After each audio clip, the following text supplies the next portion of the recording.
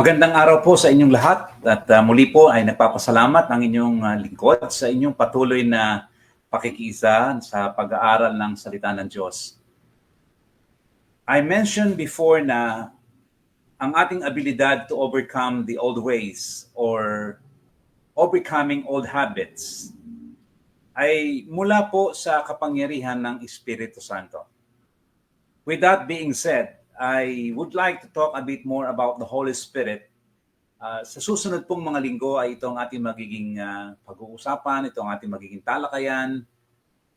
At sa mga pagkakataon pong ito ay nais ko pong pag-usapan muna natin kung sino nga ba ang Espiritu Santo at ano ang ating dapat na maging pagkakilala sa Espiritu Santo, the doctrine of the Holy Spirit, and this is part 1. Ito po ay 4 installment series ng doctrine of the Holy Spirit. Sa Old Testament po, ang Hebrew word for the Spirit is ruach, meaning breath or wind or breeze.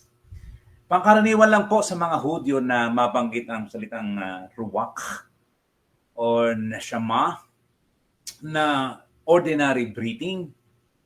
And kung meron pong Old Testament Hebrew word, meron naman pong New Testament Greek word for the Holy Spirit. At ito po naman ay the to pneuma to hagion, the Holy Spirit, or pneuma hagion. Pwede pong walang article. And the word always used in the New Testament for the Spirit is the Greek neuter, pneuma. Neuter po ito, hindi po ito masculine, hindi po ito feminine, ito po ay neuter. Pag sinabi po natin neuter, kalimitan po ang pronoun na ginagamit, iniaangkop sa pneuma, sa wikang English ay it. So yun po, pneuma, with or without the article, it is the Spirit of God or the Spirit, Holy Spirit. Now, we do not have a clue on how the biblical writers transition to referring ruach from breath or wind or breeze to divine spirit or Spirit of God. Paano po nag-transition from an ordinary breath or wind or breeze na nakarating po sila sa ideya ng divine spirit? However, the original narrower meaning of the word ruach had expanded. Lumawak po ito and gave a larger and wider meaning that is now recognized as the Spirit of God. Ganun po nagkaroon ng progreso ang salitang ito na spirit from wind, breath, breeze, na sa kalaunan po ay naging at ikinapit at naging spirit. At ngayon nga po ay nakikilala the Holy Spirit or the Spirit of God. So from the original narrower meaning, yung pong breath, the biblical authors, particularly sa Old Testament po, they came to signify or connected to the idea of ruach as principle of life. Ito po ay principle of life, ito ay isang human emotion, that is how they equate it, that is how they understood it, that is how they saw it. Ang ruach po ay hindi lang principle of life, human emotion, it is also human desire, it is also human intelligence, or just a general human disposition. Ganun po ang narrower understanding of this word, spirit. Now, in addition to the idea of neshama, doon po sa chapter 2, verse 7, and please understand that yung po ay hindi ang Holy Spirit. It is not the Holy Spirit. So in addition to the idea of neshama, actually, neshamo po yun at hindi po ruach. I believe so. Yung pong idea noong neshama ay invisible. The biblical writers transferred or applied or used the conception of that invisible power and energy to describe God. Nag-transition po sila doon mula po sa ordinary breath, ordinary energy to becoming and describing God Himself. When we read in Genesis chapter 1, verse 2, and the Spirit of God was hovering over the waters. The original readers or the original biblical writers of Genesis, in their own context, sa kanila pong pananaw, sa kanilang konteksto, we're not thinking it of the person of God, but of the power of God. Considering the monotheistic view of Genesis, na ang mga Hebreo po ay naniniwala sa iisang Diyos, hindi pa po nila kayang ilagay sa kanilang kaisipan yung ating kaisipan ngayon, yung tinatawag nating Trinitarian reference, because of the readers of Genesis chapter 1 and chapter 2 and the readers of the Old Testament or the Torah in general. So it is premature yet to insist and to insert on the personhood of the Holy Spirit in Genesis 1. But for us today, sa ating pong mga mananampalataya na ngayon, now that we are that we see not in part but in full, and sabi nga po ng 1 Corinthians 13, we can see through a Trinitarian reference. Nakikita po natin yon sa Genesis chapter 1. Yung salitang let us, we see a Trinitarian reference because of we are now seeing in full and not in part. But during that time, when the Hebrews were reading the Torah, it is possible that they were not seeing yet the Trinitarian reference that we now see sa mga panahong ito. So for the original readers or for the original audience of Moses at that time, noong pong panahong yun, yung Ruach, understood as the power or energy of God. Yan po'y nakikita as invisible, and later on, they appropriate it to God is invisible, as the wind or breath is seen as power. God is recognized as powerful, as the wind or breath is manifesting a presence. Bagamat hindi mo nakikita, yet there is presence. God's invisible presence has also been recognized by Moses' original readers. So at the outset, sa pasimula pa lamang po, God's Ruach or Spirit or Neshama, yung ordinary breath, was known to be invisible power and present. But God's revelation did not end or stay that way.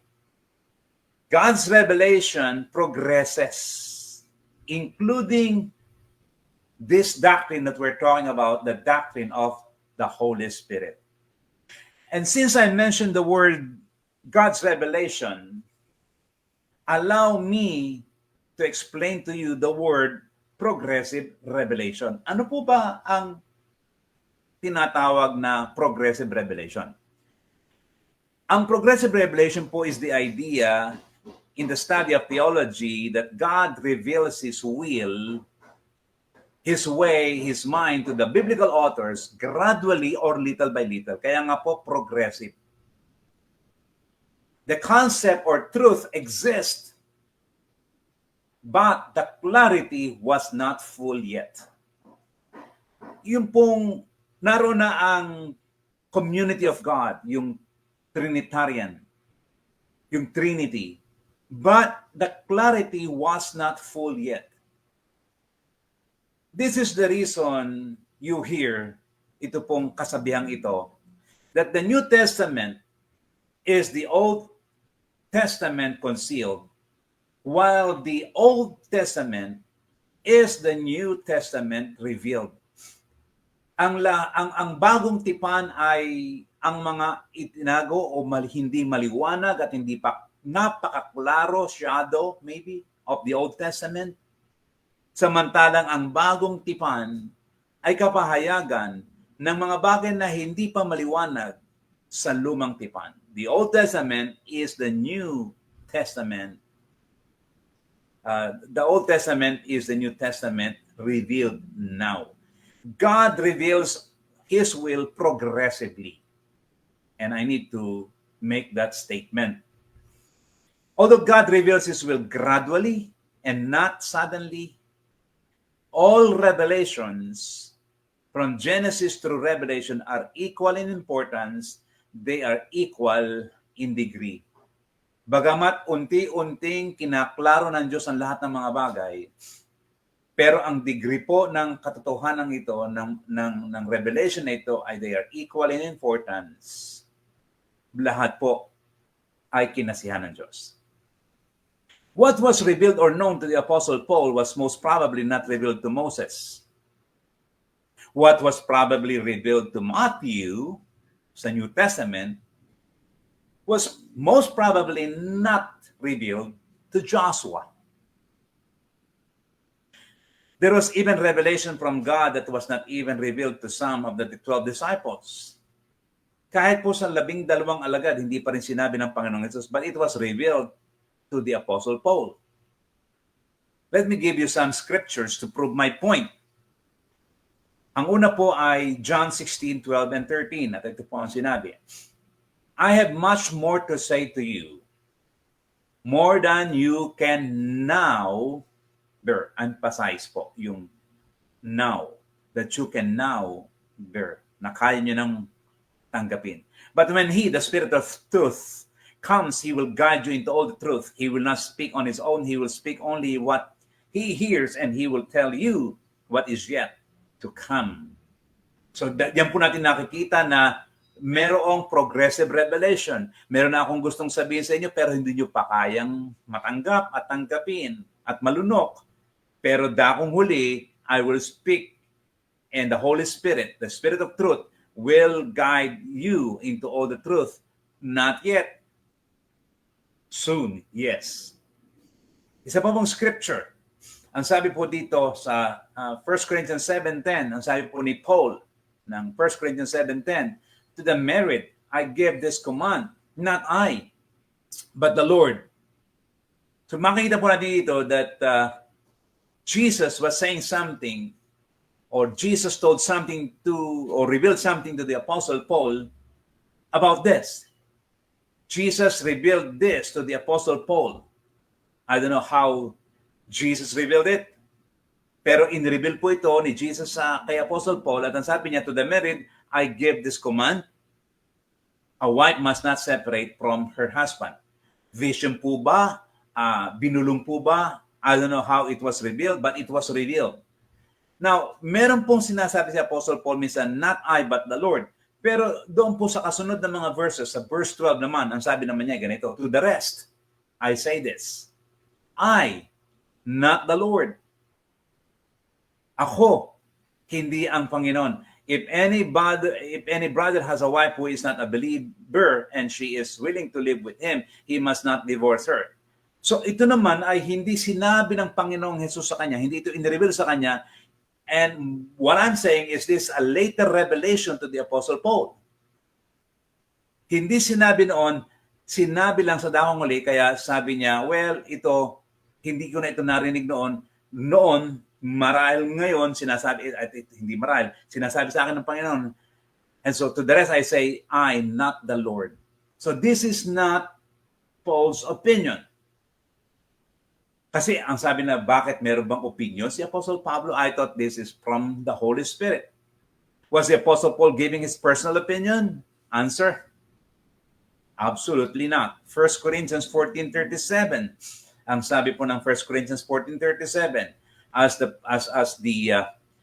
the revelation progresses, ang sabi po ni Apostle Paul, kahit yung mga later revelation from God, if anyone thinks they are a prophet or otherwise gifted by the Spirit, let them acknowledge na that what I am writing to you is the Lord's command. So ano man po yung itinuturo ni Apostle Pablo, kahit sinabi niyang not the Lord but I, or sinasabi niya na I, not the Lord. Yes, maaaring sinasabi niya kanya yon, pero sinasabi pa rin niya dito sa 14:37, sandali, magkaliwanagan tayo, hindi ko opinion ito, ha? Kasi ano man yung sinasabi ko, bagamat ako nagsabi, I, not the Lord, pero ito pa rin ay revelation ng Diyos sa akin, because what I am writing to you is the Lord's command. Whatever I'm going to be telling you is the Lord's command. Maaaring hindi tinuro agad noon ng Panginoon sa akin, kagaya nung sinabi sa chapter 7, verse 10 ng 1 Corinthians, at ngayon labang in-reveal, but what I'm writing to you is the Lord's command. Ngayon din po sa 1 Corinthians 14:30, sinasabi dito na maging maliwanag sa atin na ang revelation ng God ay nagpo-progress. It is not given in one installment. And so yung pong pagkakaunawa ng Old Testament sa New Testament sa Holy Spirit ay nagpo-progress din po. Now, why am I saying this and what's the relationship in our study of the Holy Spirit? Bakit pa tayo nag-uusap ng mga ganitong mga bagay? Number one, kaya ko po binabanggit itong mga ganitong mga bagay, yung progressive revelation, is to make a point that the idea and importance of the person of the Holy Spirit come gradually among the biblical authors, from the Old Testament to the New Testament authors. The person of the Holy Spirit and other theological truths, kagaya po ng eternal life, and many other theological issues have been revealed progressively.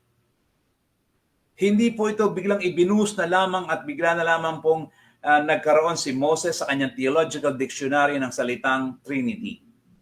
No, maybe there was no entry yet in Moses's theological dictionary or theological mind. Wala pa po sa kanya yung salitang Trinity. Although it was already existing, the community of God exists even before the beginning of time. Pero sa biblical author, maaaring hindi pa po ito napakaklaro. He was writing something that God revealed to him, although it was not very clear to him. But in obedience to God's revelation, he wrote what he needed to write as God guided him. Kahit po yung eternal life, meron pong mas maliwanag po ang theology ng eternal life, ng life in heaven, kaysa Old Testament. Kaya nga po sa Old Testament, kapag nag-dwell lamang tayo sa Old Testament ng tungkol sa eternal life, we will only boil down to soul sleep. And if you are going to explain the New Testament eschatology, the New Testament truth about last things, at ang ibabatay mo sa iyong eschatology or theology of the last days ay nanggagaling sa Old Testament, which is just partially revealed at hindi pa ganun kaliwanag kagaya ng sinabi sa New Testament authors, talaga pong magkakaroon ng problema sa pagpapaliwanag. Kaya nga, yung iba, they just dwelt on soul sleep at hindi na nag-progress yung theology nila because they remain on the Old Testament concealed and did not pursue the New Testament revealed. Maliwanag po ito kasi sinabi po ng 1 Corinthians 13:9, sinabi ni Paul ang ganito, "For we know in part, and we prophesy in part. Now we see but a malabo, poor reflection as in mirror." Di ba? Parang malabo pa ito. "Then we shall see face to face." Now, take note po, hindi po ito second coming. Ito po yung revelation of God. Sabi niya, "Now I know in part, then I shall know fully, even as I am fully known." Tapos sabi rin po niya sa chapter 13, verse 10, "Kailan ba manalaman we shall see face to face na magiging maliwanag, yung in part ay magiging known fully." Kailan yon? Chapter 13, verse 10, "But when the perfect comes, the imperfect disappears." Yung pong perfection dyan, yung the perfect dyan, it refers to the scripture, the revelation of God. I emphasize progressive revelation. Secondly, because I would like to correct those who believe that the Spirit of God is simply an energy or power. It is simply a power of God and nothing more. Sadly, ito pong naniniwala that the Spirit of God is simply the energy of God or power of God, they dwelt exclusively on the original meaning And unfortunately, they did not consider the larger and wider meaning of ruach. In other words, they simply ignore progressive revelation. Doon lang po sila nag-dwell sa Old Testament concealed, and they did not pursue the New Testament revealed. Hindi po nila kinalaro ang shadow sa tunay na liwanag na nasa kasulat sa New Testament at sa iba pang mga salita ng Diyos hanggang sa pagwawakas ng canon na tawag natin. Another reason I emphasize progressive revelation is number 3, to remind Christ followers that it is not sufficient to rely only on the Old Testament teachings of the Holy Spirit without understanding or grasping the New Testament teachings about the Holy Spirit. Hindi po pwedeng sa Old Testament lamang tayo magdudwell. Ng ating theology of the Holy Spirit, kagaya po ng ruach, ng neshama, which is breath or wind or breeze, without considering how the doctrine of the Holy Spirit, how it develops through the New Testament, at hindi po lamang sa New Testament, kundi even in the Old Testament, nagkaroon na po ito ng slow progression. Now, let us hear what Jack Cattell said. Ang sabi po niya ganito, the personhood of the Spirit is implicit in the Old Testament. Yung Trinity, yung personhood, yung pagiging person ng Spirit ay implicit, implied in the Old Testament, and explicit, explained in the New Testament. The explicit picture of the Spirit as a person, sabi niya, distinct from the Father, is just not clearly given in the Old Testament. It is a New Testament revelation. Yung personhood of the Spirit is a New Testament revelation. Just like the Trinity, you will never understand redemption fully in the Old Testament hanggat hindi po nagkaroon ng incarnation. You will never understood yung concept po ng Trinitarian idea hanggat hindi pa nagkakaroon ng incarnation. At ito po ang dahilan. The person of the Spirit is implicit in the Old Testament, explicit in the New Testament. Now, let me put a cap on progressive revelation. Ako po'y naniniwala na may progressive revelation, but there is a limit. There is a cap. May saraduhan po ito. And this is the cap. Progressive revelation is only within the 66 books of the Bible. After the closing of the canon, yung pong 66 books, the book of Revelation, after the closing of the book of Revelation, progressive revelation is no longer warranted, acceptable, nor to be affirmed.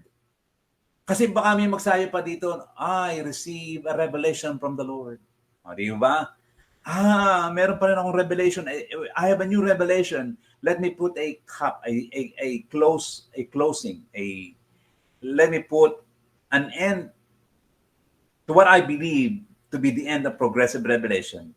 And that is only after the closing of the canon. Ang progressive revelation ay hindi na po warranted. It is not guaranteed. Hindi na po ito pwedeng i-affirm. We don't know where it is going to be coming from. Having given you some preliminaries, kumbaga nag-uumpisa pa lang po tayo, at medyo napahaba po yung aking introduction at explanation patungkol po sa progressive revelation and how we should understand the Old Testament explanation of the Spirit compared to the New Testament explanation of the Holy Spirit. Moving forward po, let's move forward and understanding God's revelation. Let's learn the personhood of the Spirit. Let's move forward na po. Mag-jump na po tayo ng malaki, and let us try to understand the personhood of the Spirit. First, let us define, and I will define, or I will show you and give you an understanding of personhood. What does it mean What does the word person mean? Ano ibig sabihin ng salitang person? What are the characteristics of a person? How does these characteristics apply to the person of the Holy Spirit? And so, pag-usapan po natin ang characteristics of personhood, and the characteristics of personhoods include the following. Number one, kapag po sinabi natin personhood o person, meron po siyang rational consciousness. Yun po yung thought processing, mental activity, yan po yung isang characteristic ng personhood. Secondly, pag sinabi natin personhood, meron po siyang self-consciousness or ability to say, I am. Kasi meron nga po siyang self-consciousness. Pangatlo po, self-determination. May kakayanan siyang makapamili, meron siyang will of its own, meron siyang capacity to choose, kasi nga po meron siyang self-determination. Kaya personhood. And lastly, meron po siyang capacity for interpersonal relationship. Ability to love, he can be grieved. Kaya nga po, ito yung sukatan ng personhood. Meron po siyang personhood. Now, please do not equate. At huwag po nating isipin, ang personhood ay flesh and blood or tao na may ulo, katawan. Hindi po. Kasi pag sa English to Tagalog, pag nating person, tao, parang ganon.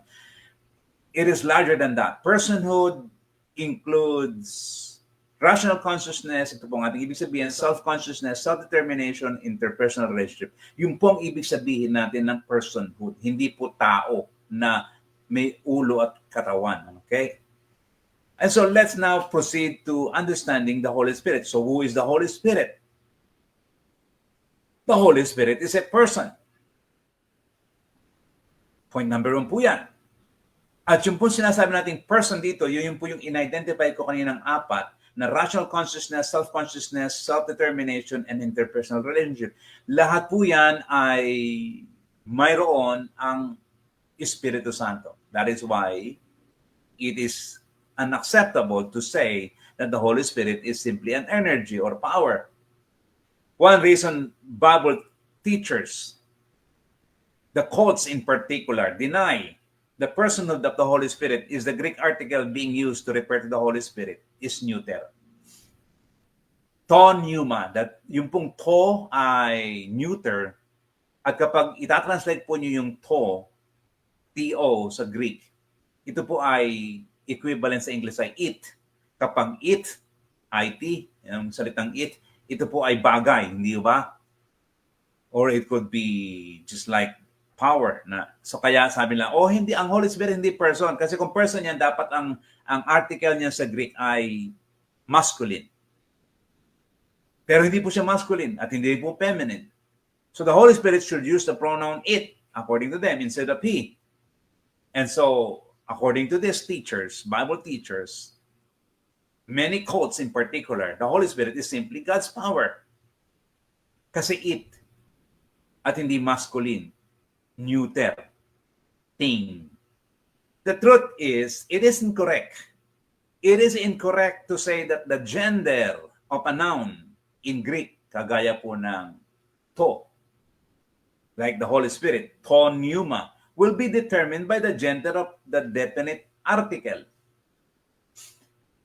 Yung pong pneuma, bagamat siya po ay person, huwag mo siyang i-determine kung siya ay thing or person simply because of the definite article or indefinite article being used. Example, kapag yun ang naging batayan natin, hindi po magiging consistent na tama tayo. Why? Because yung pong salitang the bread, yung pong salitang the bread, sa Greek po ay ho artos. Yung pong ho artos, yung ho po ay article, at ito po ay masculine. Yet, you and I know that bread is not masculine. Ang bread po ay neuter. Ito po ay thing, ito po ay bagay, ito po ay nakakain. Kaya hindi mo pwedeng sabihin, lalaki pala ang bread kasi ang ginamit na article ng Greek ay ho, masculine. Lalaki pala ang bread. Or sabihin natin, ipangatwir natin, thing pala, bagay pala ang Holy Spirit kasi neuter ang ginamit na article. No. Hindi po pwedeng gawin at gamiting batayan ang article sa pag-determine kung may personhood ang Holy Spirit. The Holy Spirit possesses the characteristics of personhood. Ano po yung pinopossess ng Holy Spirit for us to say that meron siyang personhood? Number one, He has the intellectual capacity to know. The Spirit searches all things, even the deep things of God, 1 Corinthians 2:11. Hindi po lamang intellectual capacity, the Holy Spirit has volitional capacity, able to choose, able to decide. The Holy Spirit said, set apart for me, Barnabas and Saul, for the work to which I have called them, Acts 13:2. Also, the Holy Spirit has speaking and hearing capacities. Sabi po dito, He, meaning the Holy Spirit, will not speak on His own. He will only speak of what He hears. John 16:13. At makikita rin po natin sa Revelation chapter 2 and chapter 3, let him hear what the Spirit says. Nagsasalita at nakakapakinig ang Espiritu Santo, meaning meron po siyang personhood. 4, He has teaching ability. Ang sabi po ng John 14:26, the Holy Spirit will teach you all things. Also, the Holy Spirit has emotions or feelings. He can be grieved. Ephesians chapter 4 verse 30. Pwede siyang malungkot, meron po siyang damdamin. Mapighati. 6, people can lie to the Holy Spirit. Pwede ka ba naman magsinungaling sa bagay? Sa chapter 3, Acts 5:3, you can see that Ananias and Sapphira lied to the Holy Spirit. 7, people can tempt the Holy Spirit. At meron ba namang bagay na tinutukso? Diba? Impersonal thing that you can tempt? No, the Holy Spirit was tempted. The people can tempt the Holy Spirit. Makita mo sa Acts 5 na yan. Also, a person in the Godhead, the Holy Spirit is a person in the Godhead, people can commit blasphemy against the Holy Spirit. Matthew 12:31. Kaya po siya ay person because you can commit blasphemy against the Holy Spirit. Now, from there, the fact that we can commit blasphemy against the Holy Spirit, I will go to the second point, that the Holy Spirit is not only a person, but let me say this to you. Let me submit this to you, who the Holy Spirit is. The Holy Spirit is a divine person. Kanina po the Holy Spirit is a person. Now we will put the adjective divine person because of my last point, that we can commit blasphemy against the Holy Spirit, Matthew 12:31. There are Trinitarian statements which speak of Father, Son, and Holy Spirit in parallel positions. Juxtaposition, magkakapantay, indicating equality of essence. Not in role, but in essence.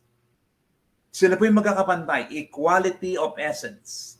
The Father, the Son, and the Holy Spirit.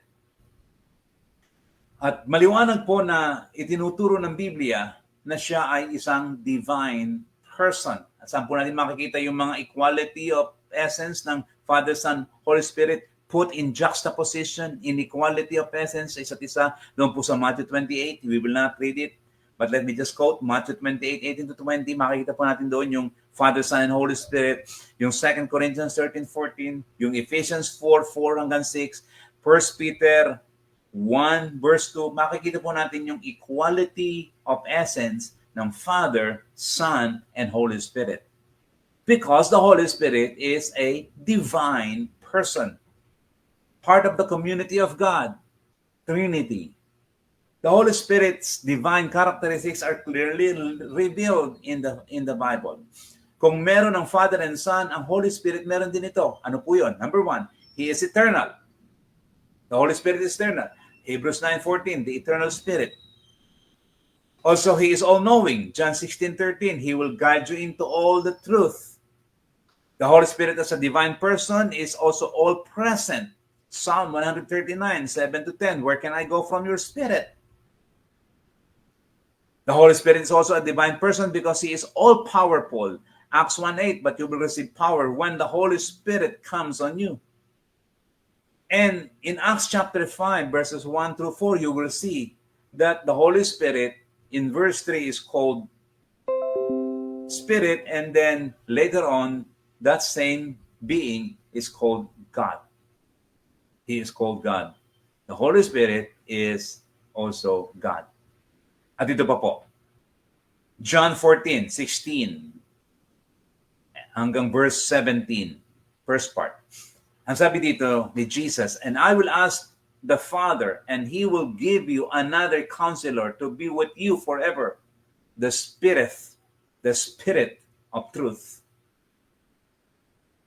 When Jesus leaves, ang sabi niya sa pagpapatuloy, when Jesus leaves, He will leave His followers with another counselor or helper to be with them forever, the Spirit of truth. Ano pang ating sinasabi dito, mga kapatid? The word another counselor, the word another helper, or comforter, it speaks that Jesus will be sending allos parakletos, which is another of the same kind.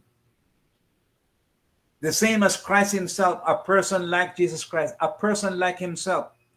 Hindi po ginamit yung salitang heteros, parakletos. Kapag po ang ginamit ay heteros, parakletos, another of a different kind. But the Greek is very clear that the comforter that Jesus will send is allos parakletos, another of the same kind. Sabi po ni R.A. Torrey, he asked, would Jesus' promise be of any comfort to the apostle if his promised replacement were something less than Jesus Himself, something less than a person? A good question to ask. If you do not believe on the equality of the Father, the Son, and the Holy Spirit. And so let me comfort you with these words na binasa po natin, that the Holy Spirit is a person. He is a comforter. He knows your heart right now. He knows your mind. He knows everything that you fear about or worry about at the moment. Nothing is hidden from Him, from the person of the Holy Spirit, and He is your comforter. He has emotions and can feel with you, and this is your comfort. The Holy Spirit can intercede for us in prayers. Yung mga bagay na hindi natin masabi sa Panginoon, yung mga nakabigatan ng ating mga puso, the Holy Spirit can help you intercede. Ito pong sinabi ng Romans 8:26-27. In the same way, the Spirit helps us in our weakness. I like it. The Spirit is helping us in our weakness. We do not know what we ought to pray for, but the Spirit Himself intercedes for us with groans that words cannot express. And He who searches our hearts knows the mind of the Spirit, because the Spirit intercedes for the saints in accordance with God's will. And so as I end, I would like you to take comfort that this wind breath in the Old Testament, as revealed in the Old Testament, is now being revealed fully as your comforter. Isa na uupo na katabi mo at magsasabi, ano man ang iyong naramdaman, I am willing to listen, and I will groan the words that you cannot express, and I will comfort you.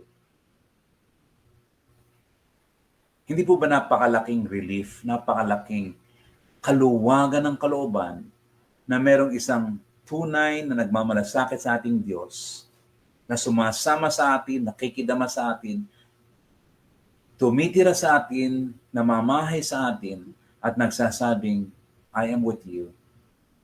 I am willing to dwell in you, and I am with you. That's the Holy Spirit as promised by Jesus that He will send an allos parakletos, another of the same kind. Nawa po sa unang installment ng ating pag-uusap ng patungkol sa Espiritu Santo, umasa po ko na nagkaroon po kayo ng konting karagdagan ng kaalaman at nasagot po ang ilang mga katanungan o marahil ay nagkaroon kayo ng mas maraming katanungan. I hope that you will communicate with me. I-PM niyo po ako sa aking maniwala. Kung meron po kayong katanungan, I will try my best to respond to your questions the best I can, the soon I can.